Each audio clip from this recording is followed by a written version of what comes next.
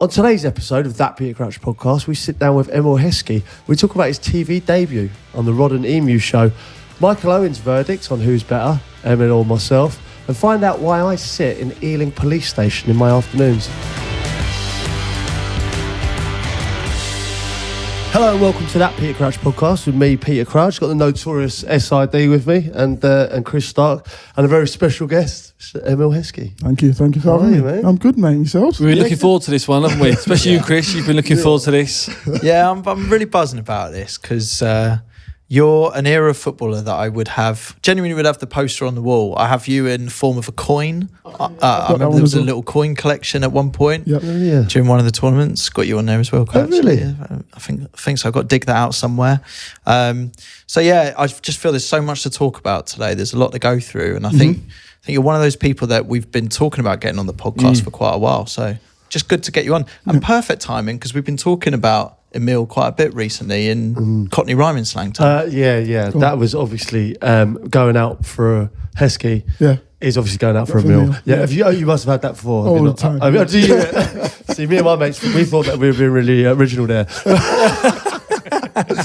But I take it that's a normal thing, yeah, from when I was young anyway. Yeah, okay. So let's talk about when you were young, right? So you were at Leicester from 9 years old? Mm-hmm. Yeah. Always into football? Athletics. Oh, really? Yeah, loved athletics, sprinter, long jump. Really? Yeah, loved it. But then obviously with athletics, it's kind of structured training, isn't it? Whereas with football, you just go get a ball on the park, 20 of you, 11 of you, however many of you, and just go and play.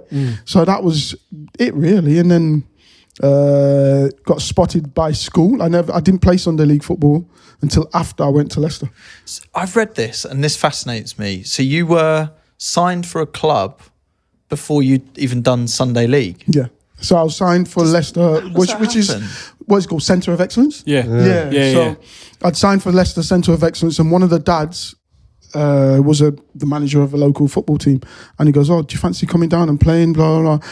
At this time, my family are quite religious, so Sundays is for church. So I said, "Yeah, no problem. Just ask my parents," and then in the end, they let me play. But it was nowhere near where I lived.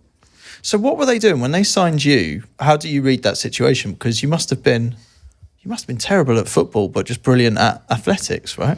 I was great at everything, mate. I can't believe you gave him the terrible football shout. It's just another striker on the podcast, isn't it? Well, that's what I was going to ask. I was going to say, so what was a young Emile Heskey? Was it was it always a striker? Was it a defender? Was it a winger? Was it just everywhere? Everywhere. It's funny because when you got at 9, what are positions?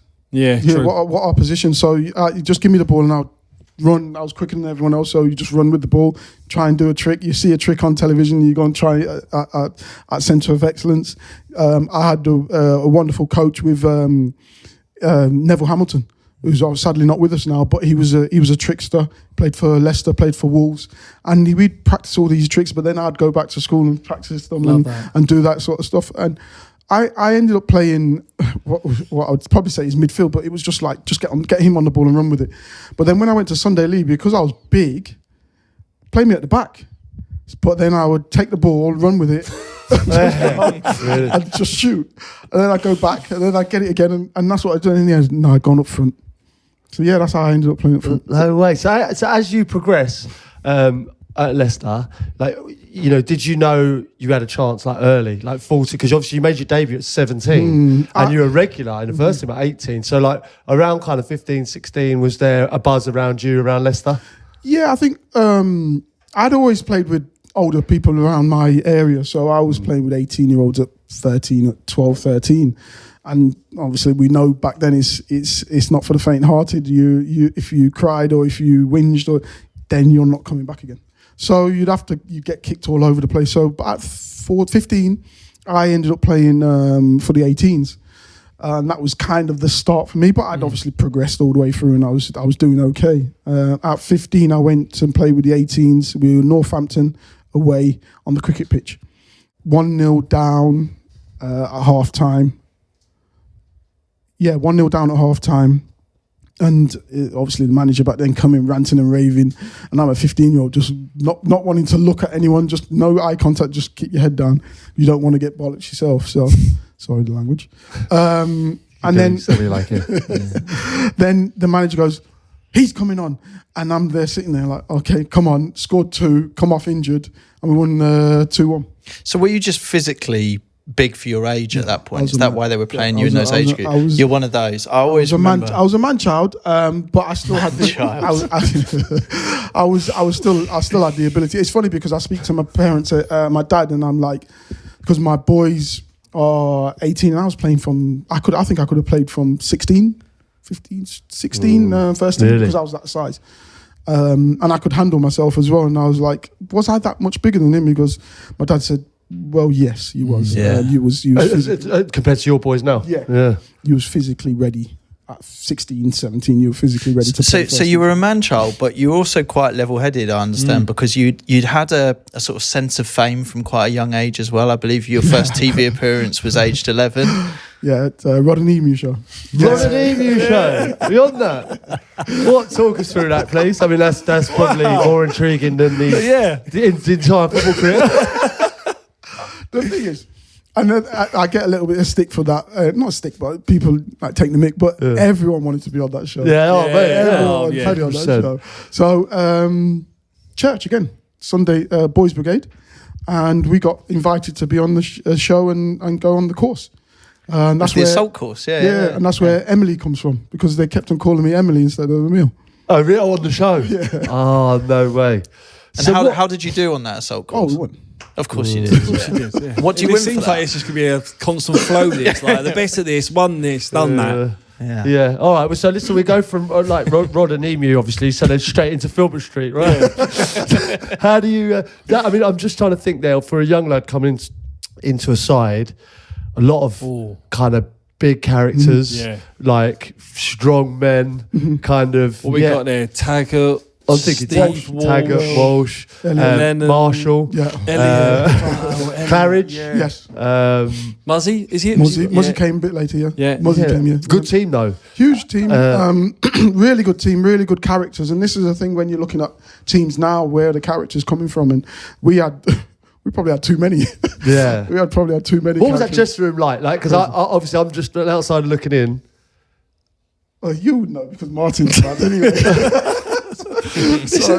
So imagine having we had some good times, some wild times. It's fascinating because you go from obviously I went from there to Liverpool, and you really learn about structure and professionalism and stuff like that. Not quite there at Leicester, was it? In the early days. It's a nutcase on an asylum, basically. We were winning things though. We were winning things, and you look at and I tell everyone, before every League Cup final we went with Leicester, we were in Tenerife. Yeah. We were in Tenerife. Yeah. Like I seen you there. Yeah. I seen you there one year. Mid-season training. I know if you remember this. I was in the youth team at Tottenham. I know this is just coming back to me now. Veronica's, along with Veronica's there, like Busby's and Bobby's. I've seen you there. And because obviously I'm in the youth team, I remember seeing you. And I remember having a chat to you, whatever, because like Ledley King, I was out there with Ledley King. And Ledley was just getting in the first team. You wouldn't have known who I was, because I hadn't been anywhere in the first team now. And I remember you and Ledley kind of having a discussion, and Led was like, "Yeah, no, I could have you," because you'd both had a few minutes. You get destroyed, man. You're both having it like that. Oh, it's brilliant. So good, so good. Yeah, so we would literally be in warm weather training in Tenerife before every cup final. It was mad that when you think back at it, and then you go to Liverpool, and then you see proper professionalism and how it's supposed to be. But we won trophies. Yeah. So the characters that we had was part of our story as well, of who we are and what we were. And I think Jerry Taggart talks about it and says we were the best pub team in England at the time. Yeah. But it's tongue in cheek. But again, it was just great. But you know what? Team spirit goes a long way. You know, like, it's almost like, I'm not calling you the Wimbledon crazy gang, but it felt like, because you had more quality, you had a lot of quality in there as well. But it felt like it was like the underdog, wasn't it? And you were getting to cup finals, you're having great success, and it's a good time to be a Leicester fan. Oh yeah, 100%. And this is the thing, when we look back at what we achieved, it was like, I think we went to 97, 99 and 2000 League Cup finals. Yeah. We lost in 99 to Spurs and won the other two. And then as well, when you go up, and everyone knows, when you come up as a team from the Championship, which was Division 1 to the Premier League, it's like they're getting relegated straight away. We finished top half of the table every single time. So we actually overachieved in essence, but we had fun doing it. Like individually from your journey, it seemed like you went in and it was a constant rise. Yeah. Was there bumps at Leicester for you? Because you got into a good environment, a good team. As you said, you used cup finals. You had obviously Martin O'Neill had a real tight knit squad.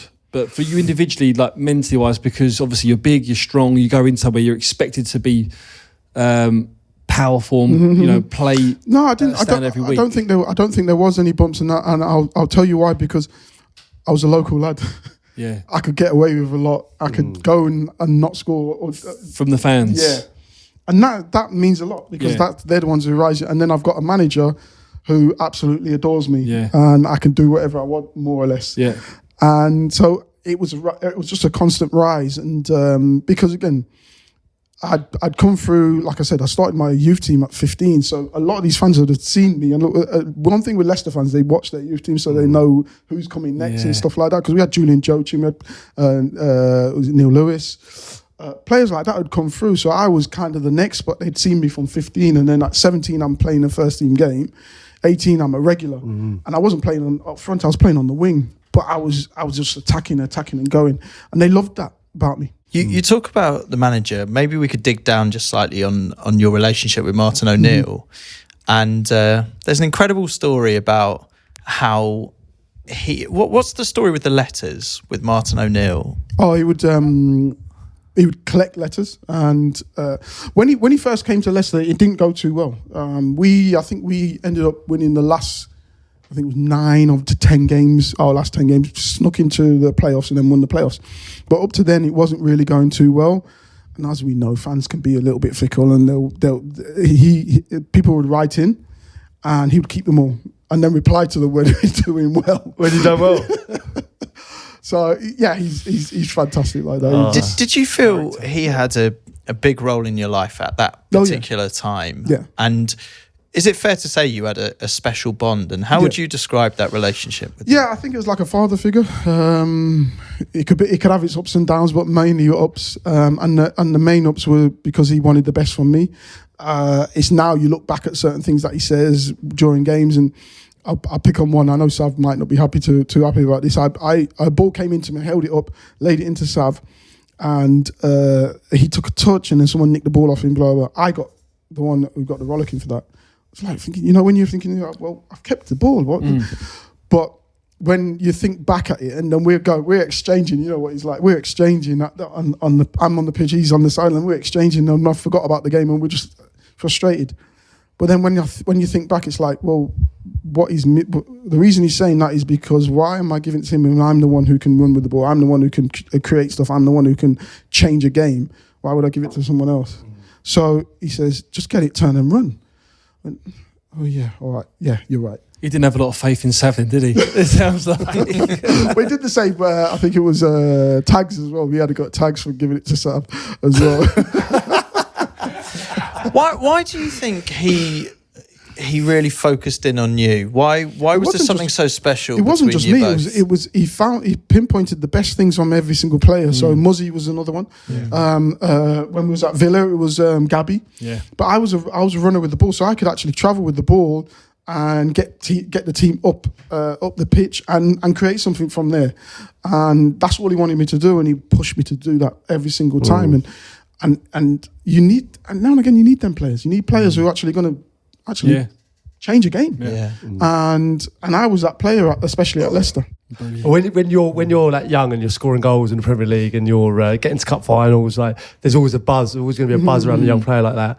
And obviously there's a huge buzz around, and that's obviously when you take the opportunity to go to Liverpool. But we got here that you know there was Spurs, Villa, Blackburn, Borussia Dortmund, Roma as well. Yeah, all vying for your signature. What was that like? When I knew Liverpool were involved, it didn't really matter about the others. It was great to have all these watching you. I could have gone at 16, but I wanted to prove myself at Leicester.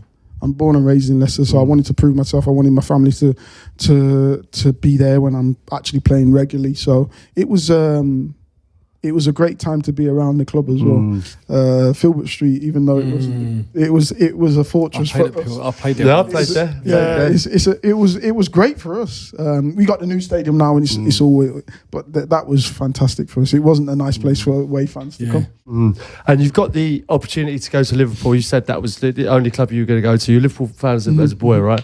So I've had, been fortunate enough to be in that position where you go. Did you sign at Anfield, or did you have a look round or did you go to the Millwood first, or how did it come about? Like when you signed? Yeah, signed at Melwood. Mine was quite quick in that sense of signing, because they triggered. I was supposed to go at the end of the season, but they triggered it in March. Paid extra to trigger it, and then next minute I'm in a car going up to go and sign at Melwood.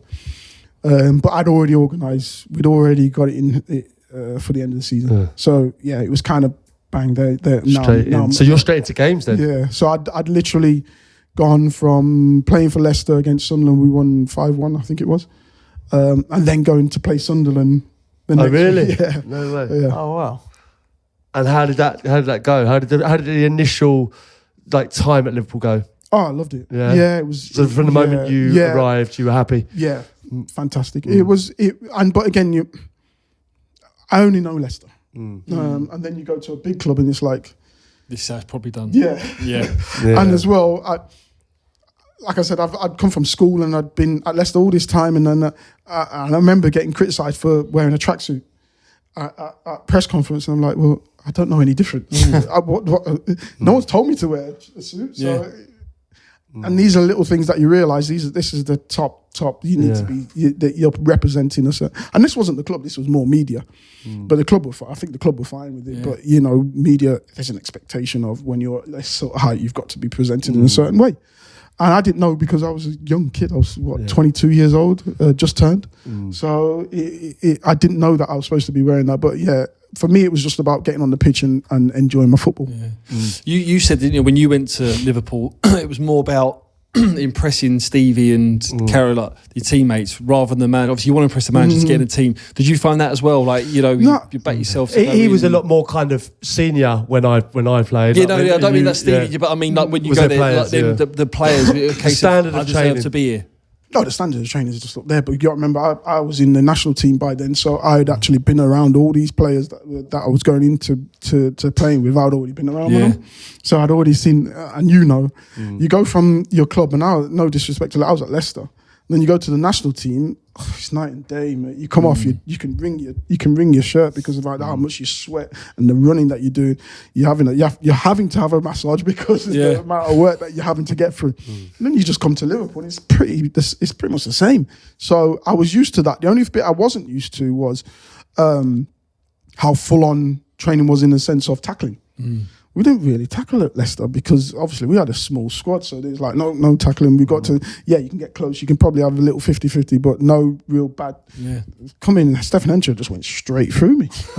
I'm like, okay. First session sort of thing. First session, went straight through the back of me. I'm like, okay, okay. But I'm okay with that because, again, I can give as much good as I can take, to be honest.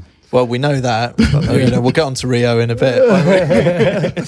Who surprised you when you turn up with obviously so many talented players there? I think Michael Owen's getting the peak of his career, early when you arrived. Stephen Gerrard's probably coming through then, is he? Yeah. Sammy Hoopier, so many good players. Was Robbie still there, or did he moved on? Robbie was just his finishing was amazing, and he still is now, to be fair to him. He's still got that left foot, but his finishing was amazing because again, you go into certain training sessions and Robbie will go, "Where do you want that, Emile?" "Oh, I want it there." Bang. Left foot there. Then I'll go out, I want it in that stage. Bang, in that stage. You're like, no, I can't be doing that again. I want it there every single time. Really? Yeah, he was fantastic. But I was with Jamie Redknapp as well at the time. And we're talking about passers of the ball, pingers of the ball. He was up there. Crisp. He was up there with the best of them. Yeah, so good, wasn't he? I played with him at Southampton, obviously slightly later in his career, but he was. Would he have been captain then, Jamie? Yeah. So when you arrived, Jamie would have been captain. Yeah, club captain. Yeah. So Carragher would have been. So coming through, really? Yeah, we're the same age. So 22. I went to Liverpool at 22. So Carroll would be a young player then. Yeah, because there's an England under-16s game, right? This is an incredible situation where you were on the bench and Carragher was up front, right? Yeah. So Carroll was a forward at So 16, Liverpool. Yeah, Liverpool. You didn't go. Did you go to Liverpool? No, you didn't go. Nah, I didn't go to the trials. Right. I don't think my mum and dad wanted me to leave, so I didn't go to the trials. But then it's funny because then I went to a trial for one of the camps and got in.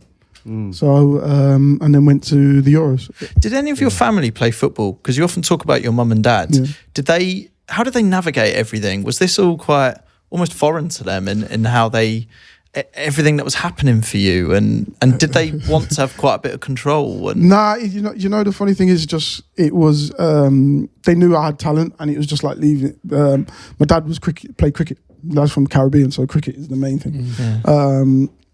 He did love football. He did play football, but it was like local.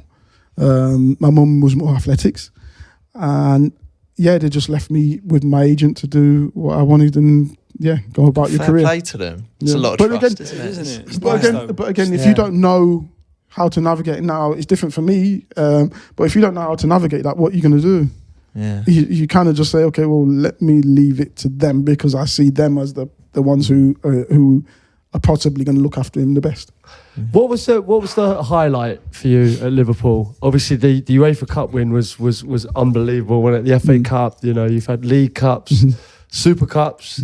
It was a period where under Houllier, where it was like obviously the Premier League was the only one kind of missing, Champions League as well. But like the Cup, it was an unbelievably successful period for Liverpool still. It's a weird part of my career because again I'd gone from Leicester and we'd won to three cup finals in 4 years. Then I go to Liverpool and we go to three cup finals in the year, in the season, and then we go and win the Super Cup and the Community Shield and you're like, oh, this is normal. It's not.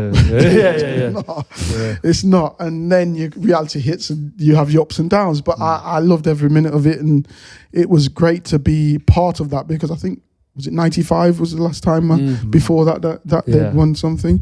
So to come into that and the pressure was on. And the weirdest part about it now, I look back and I didn't feel any pressure. Really? I didn't. Brilliant. I just young, aren't you? Naive. It's not until you get there and then you realise, and then after a year it sinks in, and then 2 years you're like, oh, I moved for 11 million. But I moved for 11 million 2 years ago. Why didn't I think about it then? Yeah. Never thought about it. Yeah. So what, like that game, like obviously the UEFA Cup game, like unbelievable. Yeah. Like what was that like? I'll be honest with you. I had to watch that game back to really understand what went on. What happened? Yeah, because that was right towards the end of the season. So we played 63 games that season. I think I played 59. And I was running on fumes because I'd played so many games and I played every final. I couldn't remember half of the stuff. And then I watched it back and you're like, Jesus, this is a roller coaster. Yeah. Up and down. And then Gary Mack scores that goal and, it was an own goal, but Gary Mack scores that goal and you're like, everyone's cheering, but like, oh, the game's done. It's golden goal. It's unbelievable, wasn't it? Yeah. Like what a game of football. I remember watching it just in disbelief. Yeah. Some of the game, finals that Liverpool been involved in, obviously with Istanbul as well. Yeah. Unreal. Yeah. On a personal level, of all the trophies there, was there one that FA really, Cup. yeah. I think because growing up, that's the only real. That's what I say. Obviously, the FA Cup was. It's the only one really you can watch on telly as well. Back in the day, the full Wembley experience. Arsenal, and the way we won it as well. Yeah, we got Cardiff, we Michael got Owen. battered. We got battered. And it's fun. It's fascinating when you actually watch games back. And I recently watched back an Everton game where Gary Mack scored the goal right at the end. Yeah. In my head, I thought that we dominated the game and we did really well and we won that game. They were lucky to get the goals. They battered us. Yeah. Madness, they just kept on pumping the ball into big dunk. And he was just nodding it down and people running onto it. And I'm like, I didn't see that game going like that. I thought that we were dominant. I thought we passed it around. We just kept on lumping it back. And I'm winning the flick-ons. But they're obviously, that's the way they play. So they're obviously better at it. And we should have really slowed it. And then we got Igor Bishan sent off as well. So, it was that. Yeah, when you look back at games, you're like, that's not how I saw it. I just want to touch on your partnership, obviously, with Michael Owen. He says that you were the best partner you've ever played with. And that's a huge compliment because he played with me.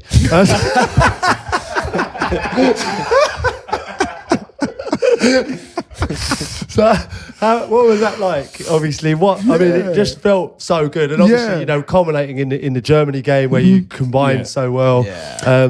But even that final you just referenced it with Arsenal, like just a great connection. Yeah, I think the funny thing is, look, we went back so far because England under 18s, my under 18, he's 2 years younger than me, so he's 16 playing in our 18s, and he was the main player then, and it just clicked. Everything just worked really well. He understood what I wanted, I understood what he wanted, and we just worked together. And it's funny because then we go to the Euros and we play France. We do well. I think we drew 1-1. France won the tournament. I think we came third in the end.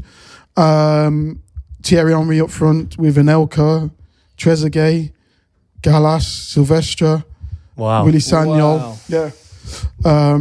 So all these players, it's me and Michael up front. Gerald Houllier is the manager. Wow. So then when he goes and signs for Liverpool as the manager, he brings me to go and play with Michael. Wow, okay. So that's it'd been something that had been in the pipeline for a while, and we'd already played together with the national team, and then it just worked so well. And we had Why did it work so well? Was it stuff with the training? Was it? Yeah, but obviously you can see why. Like you hold up, but was it worked on training a lot, or was it just a natural? Natural, honestly, natural. And we spoke to each other obviously on the pitch and what we wanted, etc. Yeah. Michael will understand that if you can't get it. In 9 times out of 10, I'm going to win a flick on. So he knows exactly where it's going to go. And if he can't get to it, give me a shout so I can just nod it back to him. And we just work as a partnership. And we're losing that a little bit in the game because we only really play with one up front. Yeah. And you'll find that when you play two up front, they're doing the same runs. And we used to work on it at Leicester a lot. Anyway, one comes short, one go long, blah, blah, blah. Yeah. What about obviously it was going so well then, and then obviously with England, and it's hard. I've been there myself at Liverpool and England. Like scrutiny gets so much, and you're kind of on a global level. And we look at certain players at the moment, like the criticism. It almost became it was too much at times. How did you find it? Yeah, look, you've got to grow some real thick skin, especially when you're playing one at the big clubs and two with the national team, because everyone's it's more so now as well, because again the reality is it will only be in the papers, and that papers will be gone tomorrow, and it will be in the pubs where you're not going to hear most of that, where now it's literally it's in your pocket, isn't it? 24/7. They've got access to you 24/7 in your pocket, unless you're ready to switch off. That's there, and they can get to you straight away.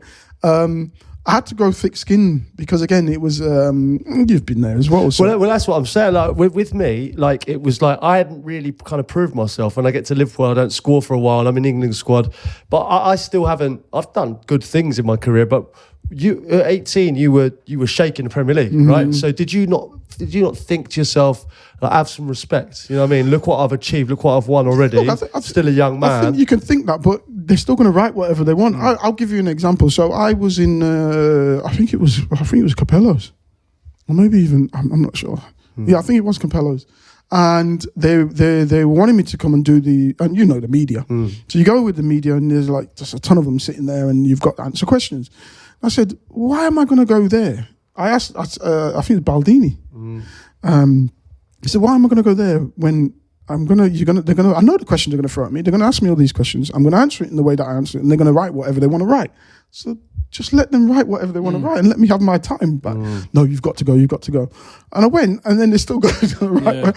Yeah. Did it go the way that you thought it was going to go? No. No. But did you? Sorry. The way you thought it was going to go. 100%. Yeah. They're going to ask you the questions that you don't want to answer. There's going to be stories that you don't want in the paper. There you go. Okay. So in the end, you're like, well, there you go. I told you, but you've got to do this. We've got to present someone and blah. Cool, no problem. Came back, and I remember coming back for it was an Israel game. I think it was an Israel and Russia game. I think it was, and well, this is probably a low time, but it wasn't low for me because I was like, it's funny because I was like 30 at the time, or maybe 29 or 30, but I'd gone past all that time, that period of whatever it is, what it is. They're going to write whatever they want to write. It doesn't bother me. I kind of grown in like a Teflon skin, and they across the back page was, oh no, not him again. It's like, that's quite rude, but you get on with it. And I went and played and did really well, and in the end they did say, not sorry, but they kind of in their way that they wanted to write an apology. But now you have to go thick-skinned with a lot of this. And then you look at Marcus, who's going through it right now. He's not in a great vein of form. He might not make the Euros. He might not. But Harry Maguire recently as well. Like he's had it quite bad again. I think, and this is the thing. You can write about someone's football, but then when you take it too personal as well, I think a lot of it's personal sometimes. Do you think you're almost marked as a target, and then it's very hard to do any right? Well, it was an easy target. Who else was going to take that? It was easy. I remember getting criticised for 2004 in the media for the France game. So it brought me on to France, and as a forward, right? So when you get brought on, you're like, give you all these instructions. Yeah, the holding midfielder, I want you to go and get the holding midfielder. You sit on the holding midfielder and leave him up front, blah, blah, make sure he doesn't get on the ball. Okay, cool. And then with 2 holding midfielders. Which one? Makaleli. So you kind of hung out to dry a bit there, right? So I'm like, okay, like which one do I go on? And then in the end, I was the one who made the foul for the free kick. But it was Zinedine Zidane on the free kick, to be fair. What can you do? What was your, obviously what was the kind of the lowest point like with all that headline? Possibly, but I was in a better place. You were in a better place. To deal with that. Was there a time where it was really kind of like you wanted to just say something, or like I've had it myself? But no, because again, anything I said would have been turned anyway, so I knew that I couldn't say anything. I remember, I can't remember which game it was. Wazza came on, and then I think he played the following game as I think it was his first start, and they were pushing Wazza to start, and I think it was Sven then. I thought I had a decent game. I'd set up the 2 goals. We won 2-0. I'd crossed for Michael to score, and then I won the free kick for Bex to score. But then when you read back, and this is probably the worst thing, is you shouldn't be reading that. But when you read back, he's terrible, Rooney should play, blah, blah, blah. But then it's what the manager wants. But again, that was opened the door for Wayne to come in, and then Wayne was just outstanding. Yeah. And do you think maybe have you got the respect you deserve now? I think so now. I think turned it round. Do you know the funny thing is? I think it slowly started to come when I was older, and then there's some younger players that are playing similar to me, and now teams are seeing the value of having that sort of player up front. But I was different to a lot of players because I would run channels. I would win better. I would hold the ball up and I'd dribble. I'd play on the left wing. I'd play on the right wing. I played every single position. I played centre back. So I would play everywhere, and I was a little bit different to them. But then when people look at like a forward who holds the ball up, they're like, "Oh, I appreciate that now." Yeah. Because when it's not there and the ball keeps coming back, you're like.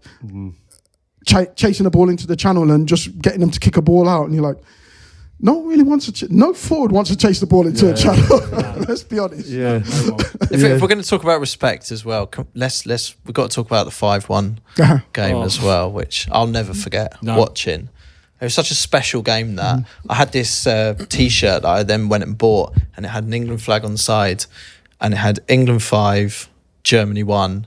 And it had your name, it had the England goal scorers there, and by Germany it just said a German. And I always remember this. And I must have been, I don't know, like 13, 14, something like that. But I wore that every day. But how many people come up to you even today, like talk about that game? Really? So many, everywhere, all over the world as well. Really? And it's funny because you're talking about when you're 13, and this is the thing, like people who are like people come up to me and I'm like, yeah, that game, the England-Germany 5-1, I was this age, and I'm like, what age? It's mad, huh?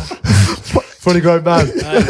It's crazy. No, it was great. It was just and as well, you got to remember the pressure we were under as well, because we lost the last game at the old Wembley. Didi Hamann scored the goal, and I don't really remember the context around it. That's the thing. I remember watching the game, and I remember obviously the celebrations afterwards and that scoreboard, seeing the scoreboard at the end of the game and just seeing it everywhere, every paper. But what was the context of that game and we'd the lost, lead up to it? We'd lost the last game at the old Wembley, so that had been demolished, and that was Didi Hamann scored the last game at Wembley. And that was Kevin Keegan's last game. He retired. He resigned at the end of the game. And then obviously Spain came in. We played Spain. We beat them, and then that was the next game. But that's the first qualifier for him. And then we go 1-0 down after 7 minutes. But yeah, we had some fantastic players, and one thing with Sven is, and it was similar to with Julio, he'd have this little clipboard, and then he would be showing everyone where to move, and I quite like that because again, it's visuals for me, and you can actually see, okay, well, you want me to go in there, but what happens when this come out here, so when you go onto the pitch, everything's there for you already. It's already there, and then when you get the ball, then it's for you to improvise and do your own thing. So it was really good, and then we had quality players. What went so right in that match? Just the chances that we created. Just clinical, on the break. Yeah, we were very, very clinical. And Michael was on fire at that time. It seemed like though we was underdogs in that game, like massively underdogs. You know the talent in that squad. It seemed like it was a massive shock. Like, wow, we just beat Germany 5-1. Do you know they'd not lost a competitive game in 50+ games at home? There you go. All that build up. There you go. It's unbelievable. Really. And the clipboard really does work. Because I always think this with you lads is when you get shown the clipboard or you see a substitute looking at the clipboard, I always think you're just paying them lip service with it. You sort of see a manager frantically going like moving these things around or writing on it. But it seems you genuinely are listening. No, I think it's visuals. A lot of people learn differently, so I like to see what they're trying to. And with Gerald Julio, we would do mannequins on the full pitch. There'd be like 50 mannequins all over, and he would say the ball's there, and we'd have to run into position and blah, blah, blah. Do that for 30 minutes. Really? Just shadow play, but again visuals, and it sticks with you.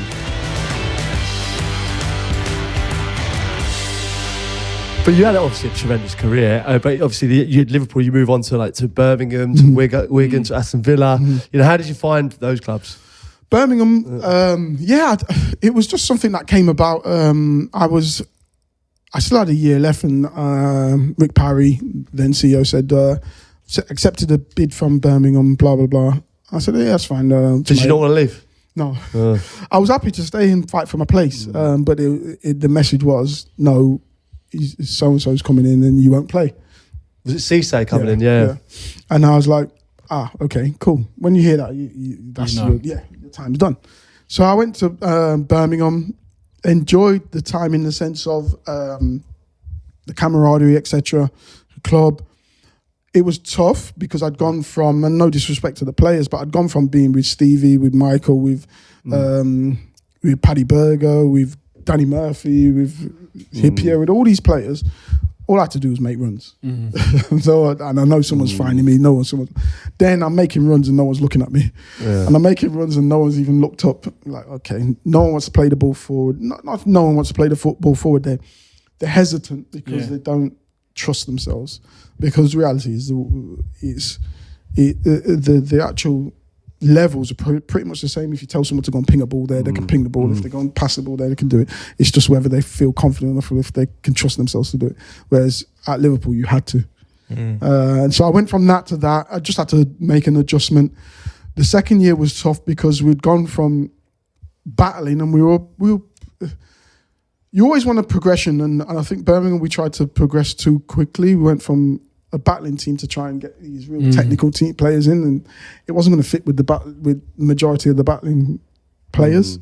So we got relegated that season. Went to Wigan, and Wigan was great. Again, it was similar to the first. That's a good time at Wigan, wasn't it? Yeah. Some good players as well. Yeah, wow. we done okay. Yeah. Well, when I first got there, we were in transition. We had Paul Jewell, and so it was tough because we stayed up from the last game of the season, Sheffield United. We had to win that game to stay up, and won that game. Penalty, wasn't it? Yeah, remember that. Remember it. And we stayed up and it took its toll on him because he retired. He resigned at the end of the season as well. He says it was just too much. And then obviously Steve Bruce and people like that come in, and then that's when you start to really start getting the players, and then they made a bit of money because again, you get Palacios, your Figueroas, your Valencias, selling them players. They done really well. Villa, when we signed Emile with Villa, he was. So you played together at Villa, didn't you? Yeah. Well, I observed more on the bench. How was he at Villa? Playing. He was good. Yeah, what I noticed, obviously, when you watch and playing against him before, but then when he's in your team, and like he says there, when he holds the ball, I've never seen someone be able to jump. Normally you jump and you flick the ball on. Yeah. He used to jump, like chest, hold the ball up, and like 2 defenders as well, whilst the ball was literally all in the air, and come down in my motion and still battle players off, and then literally have the quality just to lay it off to the sides as well. But shy though as well, wasn't you? Yeah. Look, you're quite lively, aren't you? So. Well, we had a lively dressing room, didn't we? We had a lively dressing room. Was he one of the lively ones in the village? There was so many. It was a good dressing room. It was funny. Who was in there? Sid? James Collins? James Collins, Gin, so we had Danny, Luke Young, Stephen Warnock, myself, Emile, John Carew, Gabby, Youngie, the Stan, Senior Petrov. So we had a good squad. But the one time I see you lose it, and there was only one, and it wasn't a nice sight. It wasn't a nice sight. Was it at you? Or thankfully, it wasn't at me. It was half time at Crystal Palace. I think it was the FA Cup game, and we was 1-0 down at Palace away. We weren't playing well. And I was on the bench, and I'd come in like half time, and then was it Martin who was just giving you stick, and he's just heads down, and he was taking it as you normally would as a player, and all of a sudden he just shook his head, and he just got up, and it took like Danny was on your back, Big Ginger was on your back, Stan Petrol was on your back, trying to drag him back, the fitness coach was on there, and he was literally just taking bodies with him, just charging towards. The gaffer and the staff. No, of course not. But it was like I was like. I want to see that one again. We ended up coming. I think we come back. Then we got a draw. Then we. Do you remember all this? Yeah. Look, I think the thing is, it was a weird time to be at Villa in the sense of we were really on the cusp of something, but we just couldn't make it into that top 4. We're trying to get into the top 4. Years in a row. And we had some wonderful young players, and I was around 30. I think I would have been 30, 31. But you got to remember, Martin O'Neill had me when I was 18 till 22. So you're still thinking you're 18? Yeah. Get the ball, Rod, turn. So he's telling you to do the same things. Yeah. That's not me, though. Totally different player. But it was a case of, look, for me, I saw it as, look, there's ways of talking to me anyway. And I'd gone from being a young player, you just keep your head down, to now a senior player. When the groups need something from the manager, they're coming to me to ask me to go to the manager and sit down with the manager and talk. So then now the manager's really... And Martin's one of those ones that the reality is you should just shut up and just take it. Yeah. But I wasn't at that point anymore. And then there was another one at Fulham, wasn't there? Yeah. Was it Fulham? Just a tight dressing room. There's no escaping that dressing room.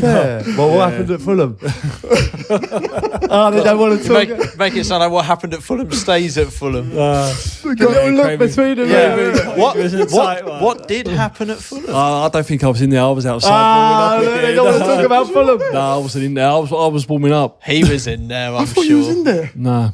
I know what you did in Fulham. Because you kept acting it out. I was in there.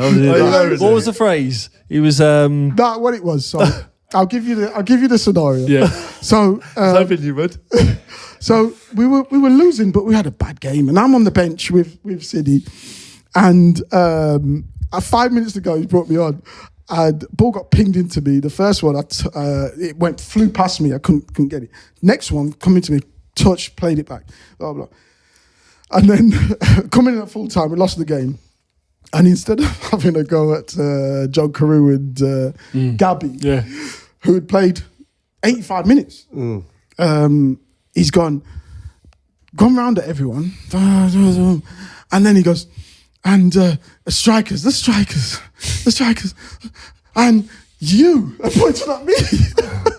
Goes, if you could control the ball, you'd play every game. I went, so you're not having it? I was, which one do you mean? He goes, just in general. No, but I've had 2 balls into me, and I'm acting out the touches.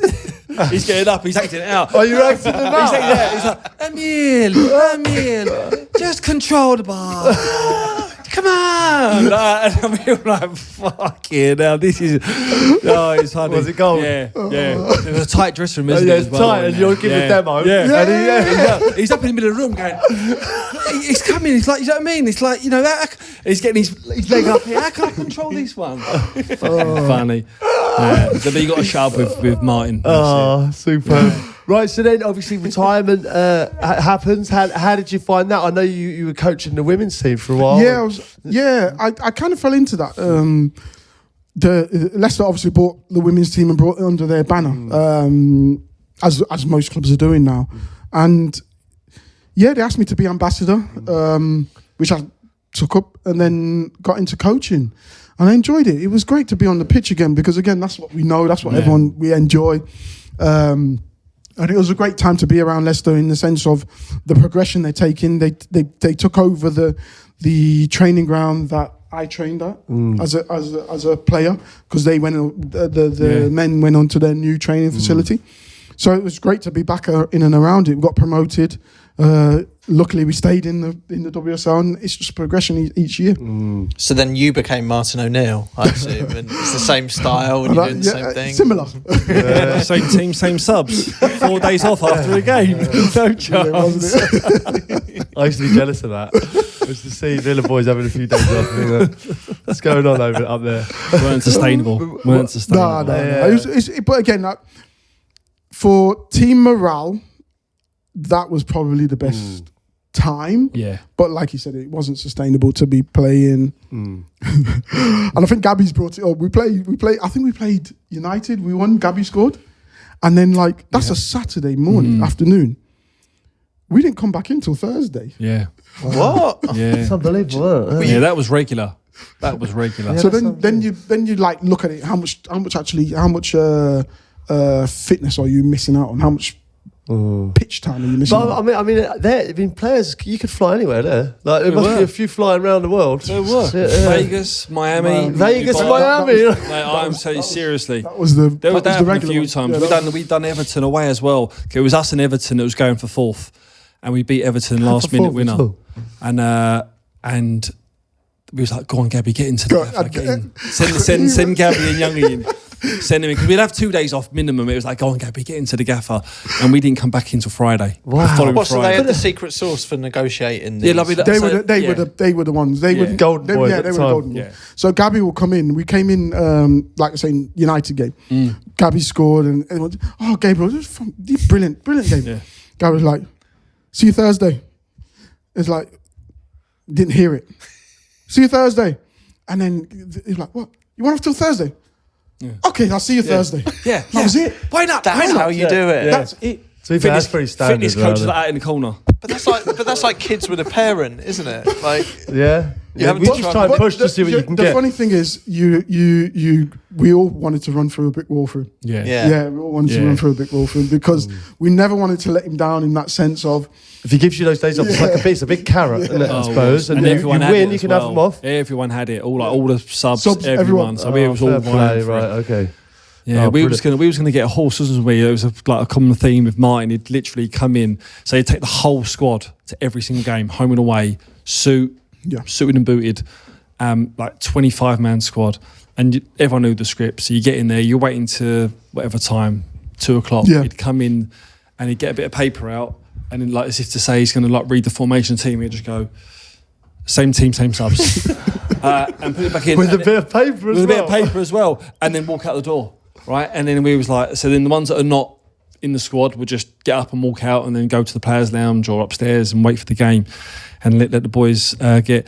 And then it got to a point where it was like, there's a few that owned horses, and we was going to buy a horse and call it same team, same subs, and have it in Aston Villa colours as well. But it never materialised. That would be class. Yeah. Oh my God. So now, obviously, you were talking just before we started this, like your boys are doing really well. They're at Man City. I mean, boys been since they were 4? The oldest one's been there since he was 4, and played under 6s. Yeah, it was weird because my wife driving around summertime trying to find somewhere for the eldest one to go and enjoy, blah, blah, blah. And we see a summer camp. She drives in. I wasn't there. So she drives in, and it's a Man City summer camp. So she goes, can my son come in? He goes, yeah, no problem. Bring him in. Because he's got to be 6 and older. And what? He's only 4. Because I'm not sure. Big lad. Because he's a big lad. He comes out waddling out. He's fine. Go on. He's wearing his Aston Villa kit at the time because Villa at the time. After that week that he's been there, they invite him down to the Platt Lane at the time, to the main one. So he's been there since. Oh, really? Yeah. So, and how old is he now? He's 18. He's got a chance? Yeah, he's got a chance. He's doing well. I've heard he's doing well. Yeah, he's enjoying. And the thing is, I never got. I was probably one of the best parents to have around. I think I'll be there near off every session or whatever it is, but I wouldn't get involved. I'd try and stand away so they can't see me because I don't like the kids looking over at me. You're concentrating on your coaches, what your coach is telling you. So I was probably the best, and then parents' evening, I'd try not to be there. But no, it's good to go and listen to what the coaches want and think of your son, etc. Yeah. Now it's just progressed to now he's under 18s, got an under 16 as well. Who, fingers crossed, is going into the under 18s as well. As two pension funds there. So your parents must be so proud as well, to have seen the success they've had with you and grandkids as well. And it's an incredible legacy your family's made. They've done well. They've done well. So and then still a long way to go. But again, it's funny because now they get to watch their grandsons play. They don't live here in England. They live in the Caribbean, but they still get to watch it on because my son plays in the UEFA Youth League sometimes. So and that's on ESPN, and they get ESPN over there. Oh, that's so great. he gets to see that as well. Incredible. Right, this is the part of the podcast where we get the listener messages in. If you're all right to get involved as well, that'd be handy. This one's from Jake and Sam. One of my closest friends has, through no fault of their own, booked their wedding on the same day as England's open against Serbia. We're of course huge football fans and recognise the travesty of not being in front of the huge screen, all together, pints in hand. The bride has stated under no uncertain terms that she sees as much as a phone on the table, she'll kick off more than San Marino during an injury crisis. Nice reference there. We don't want to ruin anyone's big day, but as they're catering for dietary requirements of celiacs and vegans, we feel that our football requirements need to be met. We implore you to help soften her heart and allow us to enjoy their big day the way we want to, ignoring them for 90 minutes plus stoppages. P.S. The bride's name's Maddie. I've had thoughts on this since we spoke about this because it is a disgrace, isn't it? If you go to a wedding, they're often in the summer. So this is an England major tournament. It's a major tournament. It's a major tournament, and we've said that. As they've said in this email, vegans could be catered for. There's all sorts of dietary requirements. You should be able to list any football requirements that you have when you're replying. And people get funny, especially, I'm going to have to say it's like a lot of the time, the brides especially seem really funny about phones on tables and things like that. If they're not football fans, there needs to be a change in the system here. Well, I just have to. They always come over, and the first question is like any allergies, any dietary requirements, any football requirements. It should be normalised. Just only one extra question. Yeah, we'll have the match on, please. Yeah. Then everyone goes great. What thoughts on this? My thought is, what time's the game? Yeah. Can you split it up where you have we have our schedule set out, don't we, for our training? So could there just be a schedule for the game and then just come back into the? Yeah, sensible. Perfect. It makes sense. So it's only 90 minutes of football. I think you could do both at the same time, right? I'm not saying necessarily have the screen on with the game, but like how tables have got names, right? So say there's 11 tables, right? You could have first goal scorer.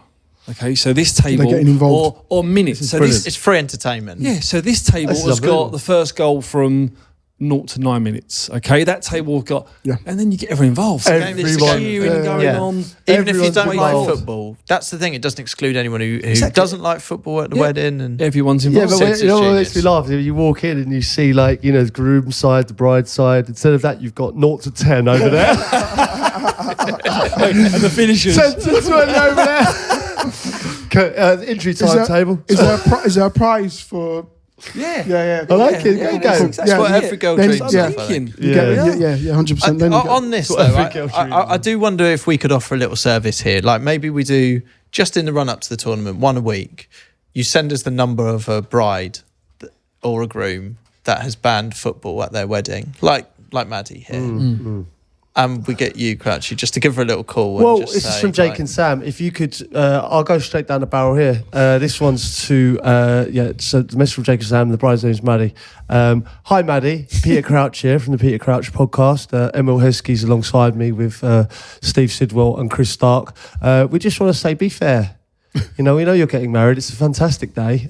We all want to enjoy it, but it is England-Serbia. Just have a quick thought for Jake and Sam. I'd like to watch the game. Cheers. That's brilliant. Isn't that great? Well, hopefully it can have some sway. If it's anything like my wife, it won't have any. But you never know. All right, should we move on? Yeah, I've got a message here from Rory. This is interesting. So my father-in-law was a senior policeman in various police forces and boroughs across London. One of them was Ealing. He revealed over dinner on holiday recently that Crouchy was famous amongst the police officers in Ealing Station, as he used to spend his free time relaxing in the reception area of the station, just watching the comings and goings. Can Crouchy confirm this is true? Now I know you grew up. I know you grew up in Ealing. Thoughts, Em? What are your thoughts there? Would you, did you used to go to kind of Leicester police station, have a sit in and have a look round? What are you sitting in there for? Who are you waiting for? I don't know where to begin with this, because I remember being in there quite a lot. Oh my God, it's true. This is true. But I don't know why. I never got arrested. So, my thoughts were, I don't, like, my sister lived opposite the police station. Yeah. You've got the fire station to there, and the police station was kind of over the road, and you walk into Ealing Broadway. And I know the ins and outs of that building. And I can't for life of me understand That's why. what I'm thinking. It's not a court, so it's not like a... No, it wasn't like ever in trouble. Just fancied a bit of entertainment. Totally clean record. But I remember going in there at like 2 in the afternoon, so... I don't know whether I've walked in and just gone in there. I have been in there. just put it up, just watching. Do you think it's What did they say to you? Well, I wasn't a Premier League player or anything. I was just a young lad having a look in the police station. Peter Crouch used to hang out at police stations. Brilliant. Did they kick you out? Fun. I think they were all really pleasant. But what was this when the bill was big or something? Did you? I'm in the bill. The bill might have been Tosh that done me. He just wanted it in real life, like. But kids like police stations, don't they? Let's be honest. Like, it's the thrill of the whole thing. Brilliant.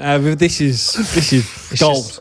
I feel like we're learning something new. Listen, I don't. So it's true. All I can say is I know I've been in there a lot, and I don't know why, but I can't remember.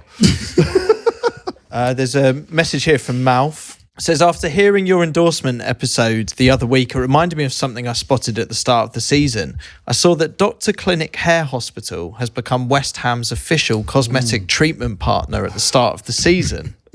You're saying that as if everyone's got a cosmetic treatment partner. Yeah, but in football, everything that's advertised is official sweet partner, drinks partner. Yeah, so true. Dr. Clinic Hair Hospital offers hair transplants and plastic surgery. I don't know if they're just going for a free advert here, but whatever, we'll go with the message. Initially, it struck me as a strange partnership, but then when you think about it, Wayne Rooney, Jurgen Klopp, Ryan Giggs, Danny Ings, etc., they're all owners of new Barnets. It makes sense.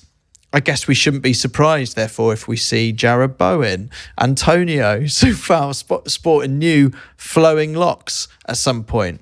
And it's got me thinking of a Blowing Bubbles remix.